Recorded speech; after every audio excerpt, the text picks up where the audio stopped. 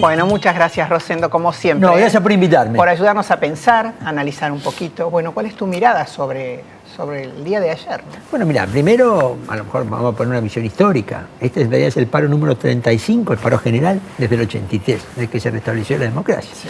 Visto en esta perspectiva, no es algo tan extraordinario. Sí es el primero que enfrenta el kirchnerismo.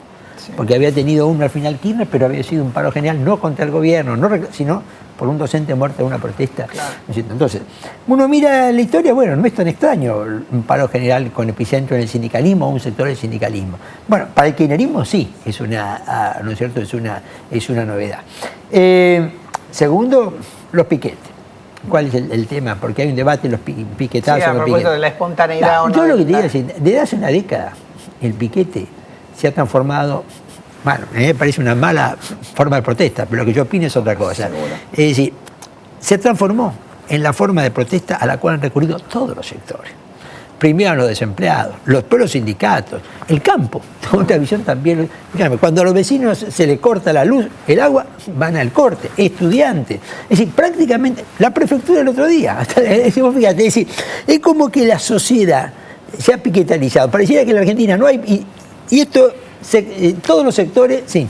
Perdón, complementando tu idea, hoy alguien me hizo reflexionar a propósito de lo que era el picket line para los ingleses, ¿no? O sea, sí, la interrupción de la línea de producción, digamos, buscando los orígenes del piquete no como creación argentina, sino como medio de protesta o de interrupción de alguna acción. Me pareció que, bueno, desde esa mirada, desde ese lugar, yo coincido con la tuya. A mí no me gusta que me prohíban ir a ningún lado, no me gusta que me prohíban nada, no me gusta que me prohíban cambiar el dinero cuando quiero, no me gusta que me prohíban pasar hacia un lugar, pero bueno, alguna forma había que encontrarle al descontento. Está bien, pero yo te digo, pero hoy, ¿cuál es el punto? ¿Viste? Lamentablemente todos los sectores lo han utilizado y lo siguen utilizando. Y lo primero que se le ocurre a un grupo de gente, muchas veces los padres de una escuela porque no hay gas, los padres de una calefacción, ¿viste?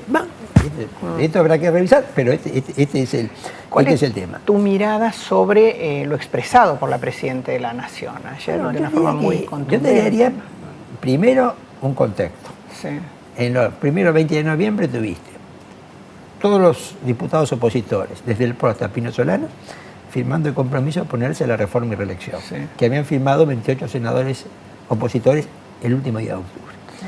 Es decir, primero, la oposición política se unificó en el plano institucional. Segundo, la clase media urbana, convocada por redes sociales, el 8 de noviembre, una protesta inédita. Sí. Y en tercer lugar, el paro, ¿no es cierto?, el sindicalismo, con una coalición social bastante más amplia, porque está la Federación Agraria, movimientos sociales antikirchneristas, movimiento universitario también. Y en el paro, bueno, por lo menos más importante, te diría, en una década seguro, y a lo mejor más atrás también como importante. Son tres expresiones de la oposición, en lo político, clase media urbana, en lo sindical y social, realmente es muy importante. Cuando tres cosas coinciden, sí, está bien, alguien podrá decir, qué casualidad. Bueno, yo creo que es una casualidad, lo cual no quiere decir que no tengan un mismo efecto. Para mí no está orquestado por un solo centro. Porque las causalidades no Claro, pero el efecto político recae sobre el gobierno. Ahora, la presidenta. Vos fíjate, frente a esto, ¿qué es lo que ha pasado con el gobierno? Redobla la apuesta. Mantiene un ferro control del Congreso y está sacando en tiempo récord proyectos como el Presaltum, la reforma del mercado de capitales, ¿cierto? Ha ratificado que el 7D implanta o impone su interpretación de la ley de medios y a su vez el preestreno de una película Kirchner y el estreno esta semana es un mensaje a la militancia, una militancia que necesita ser entusiasmada en este contexto político.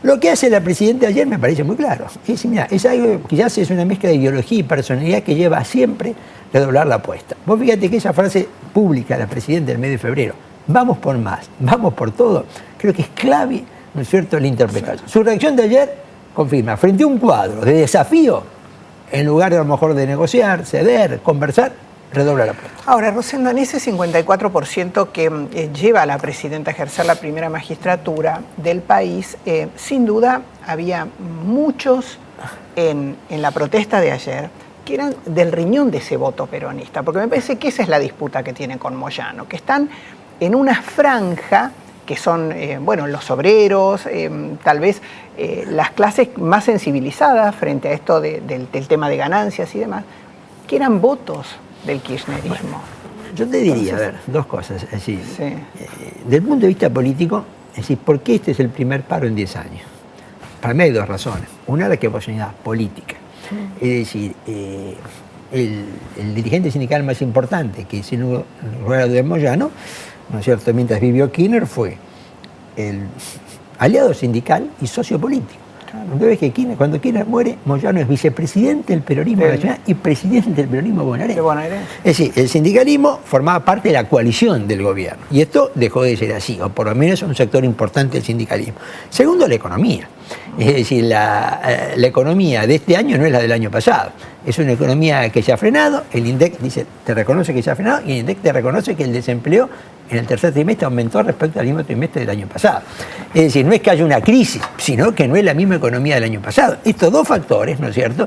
Una cosa es tener 24% de inflación creciendo al 7%, otra cosa es tener 27% de inflación creciendo al 0 o al 1. Estos dos factores para mí te explican, ¿no es cierto? El político es uno, pero el social, el socioeconómico, ¿no es cierto?, es el otro.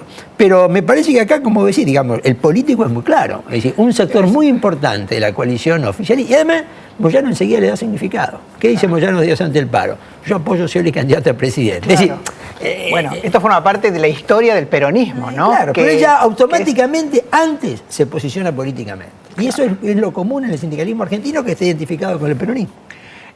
Me gustaría, Rosendo, si nos da tiempo, bueno, esta celeridad con la que vivimos, hacer una evaluación en un próximo programa contigo, a propósito de, porque la gente, yo creo la gente, todos, porque tampoco nosotros estamos separados de la gente, se pregunta, bueno, ¿cómo se resuelve este hiperpresidencialismo tan fuerte que uno tiene la sensación que cuando la presión se ejerce, o se quiebra, o que venimos de historias así?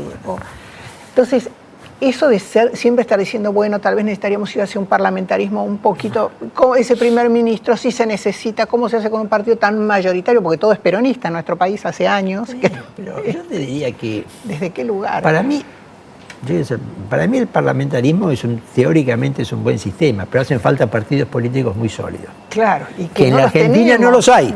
Entonces, cuidado con el parlamentarismo sin partidos sólidos. Porque reforzaría el hiperpresidencialismo. El parlamentarismo funciona en Europa porque tiene partidos muy sólidos, disciplinados, claro, cosa que no hay acá. Yo te diría que algo muy simple. Yo creo que me parece que el hecho político que este año en alguna medida lo ha complicado al gobierno es el proyecto de reforma y reelección. Claro. Paradójicamente, lo que algunos decían, mediante el escenario de un tercer mandato, Cristina se asegura retener el poder. Y vos fíjate que frente al escenario del tercer mandato, esto ha terminado jugando en contra, ha debilitado Bueno, y esto me parece que es una idea importante para esta reflexión, porque esta idea de que no se puede gobernar sin otro mandato por delante, que en el peronismo siempre es así, bueno, esto yo creo que es el punto que hay que revisarlo.